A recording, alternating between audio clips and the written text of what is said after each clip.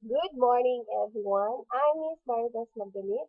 My report is all about dealing with the students' behavioral challenges in a classroom.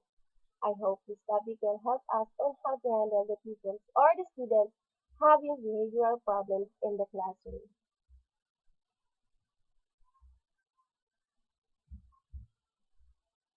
Dealing with the students' behavioral challenges in a classroom.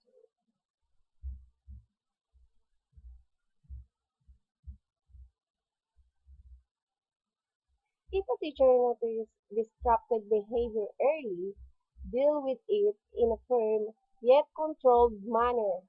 Neither lose temper to get the message across nor show softness of heart to save face. Understand that children with such behavior exhibit same behavior in other teacher sessions too, and hence such behavior is not personal. Watch out for early warning signs in order to nip destructive or disruptive behavior in the bud. Positive strategies. Use positive strategies to get the better hand of the situation. Set behavioral expectations for the students in questions and reward in some form if necessary. Organize the class to have interaction time with one another so as to discuss a lesson being taught.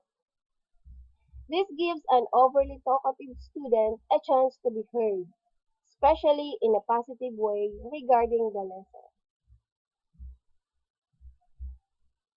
Next, address children by names. Children respond to personalized care with amazing attentiveness. Addressing them by their name is one of the most effective ways. Students become personally involved and responsive to a class when their first name is used or called out. Take time to talk to the child during recess or before and after school in the school campus. Connect with the student.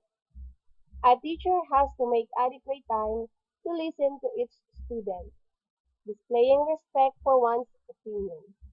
Sharing a bit of personal information helps students develop a bond with the teacher as a person. Avoid being too informal in class and form definite ground rules that make them understand when you plan to share humor in the class and when you expect them to be serious about their work. Draw the line. Frequently stress on expectations, like punctuality, speech, loitering around the place, eating in class, etc. Conduct expectations have to be outlined early in the class and should be the same for one and all. Reinforcement of rules should be from time to time, especially when disruptive behavior is about to occur or occurs. Differ in opinion if you have to, but do not make judgmental comments. Be matter of fact with your attitude and convey that you mean to help them if they stay calm, especially when the student is verbally abusive or threatening. Be direct and set boundaries and limits. Get assistance. When things get out of hand in a classroom, the teacher might be required to call for help. Get help from other teachers and make sure to report incidents to higher authorities. Safety measures. A teacher should avoid being cornered. At times, when a student exhibits violent behavior the teacher should pre-plan safety, place like behind locked door of one's office. Understanding codes to be conveyed between teachers in times of crisis or dismissing a class. Be quick to dial the phone number or call the police. Get professional help. At times, certain behaviors like ADHD may be beyond the scope of the teacher, or the student might be enacting similar parental family patterns of behavior. In such cases, seek professional help, especially from student counselors and mental health care professionals.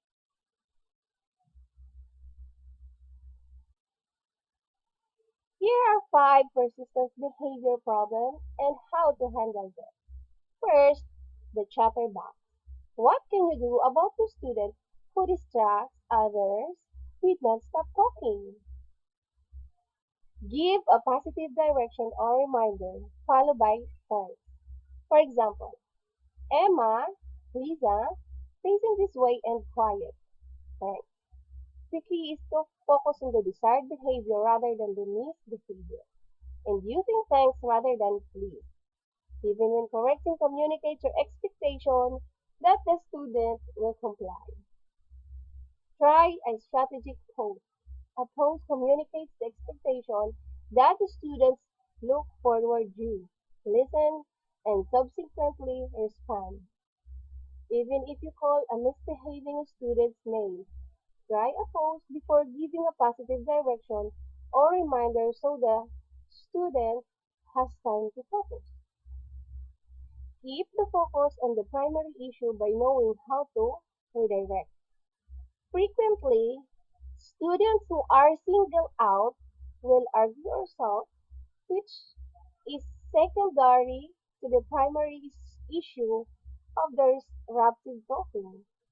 Don't get drawn into these secondary issues. You can briefly acknowledge the student's feelings, then quickly shift focus back to the primary issue. Number three, the debater. This student challenges everything a teacher says or does. With him or her, every small primary issue escalates into several major secondary ones. Distinguish between primary and secondary behavior. A student's word, tone of voice, body language, and attitude often distract us from the original, often minor infraction. For example, Nia, I noticed that you haven't started. Any problems? The teacher asked politely.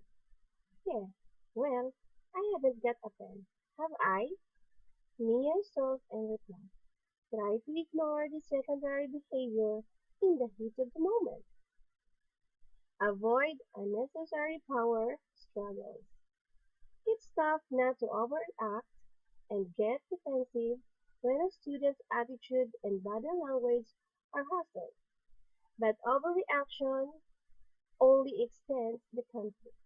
Instead, remain assertive but heeded and redirect the student to the primary issue. Plan a follow-up.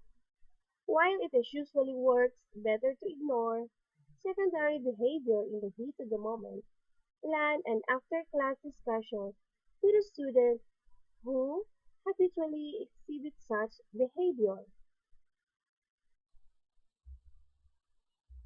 Fourth, the sucker. Like the debater, the sucker's secondary behavior is usually worse than the primary problem. Schedule an after-class chat. A private discussion helps the student to understand that the habitual secondary behavior is unacceptable. Time your invitation effectively. Inform the student of an after-class chat just before the recess bell or just before class ends. That avoids any prolonged discussion of what have I done. Keep your presentation positive. Teachers must correct and guide the students in a positive and friendly manner.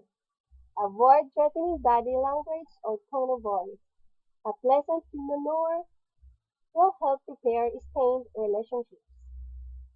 Offer to mirror the problem behavior. Many students don't see their behavior as teachers do. Their poor social skills, bad habits, and gambits for attention come across as rudeness, even if they don't necessarily mean to be rude. Recognition. This dependent student rarely does anything without demanding the teacher's immediate help and attention. To win him or her of this dependency, start with tactical ignoring.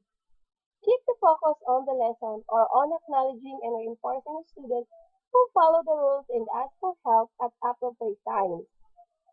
Combine simple directions and reminders with hand signals. Hands up without calling out a thanks or please wait your turn. Well established hand signals are effective too, such as blocking hand to signal that a student should wait. Give students alternatives and establish routines as such as ask three before you ask me. Works in many situations. Students should ask three peers before seeking your help. Encourage the student to help each other, turning to you for help only as a last resort. Student classroom behavior. First is preparing. Make sure that rules are clear to students and provide engaging, challenging activities and assignments for all students.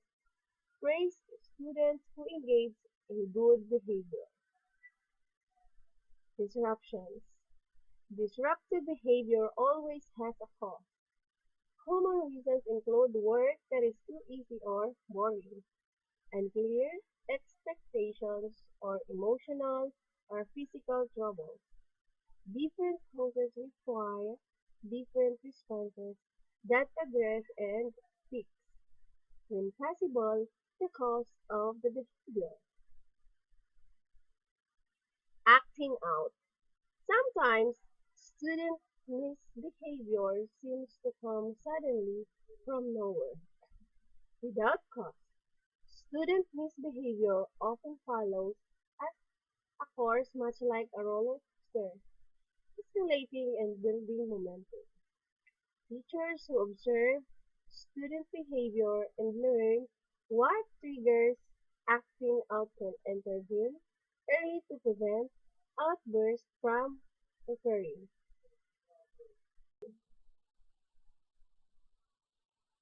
Here are some classroom accommodations which may help children remain calm, focused, and organized. Behavioral accommodation. First, validate them, their efforts, choices, and feelings no matter what. Establish firm, clear rules with appropriate consequences if the child breaks through. Follow through. Talk through a task or problem with the child if they are struggling. Be aware of the child's signs when they are starting to lose control, has a meltdown. Teach children about personal space and enforce staying within those boundaries and keeping their hands to themselves. Keep the child generate ideas, solve problems, make choices, or think creatively, and use alternative approaches through the senses to alert, calm, and stabilize the nervous system. That's all. Thank you.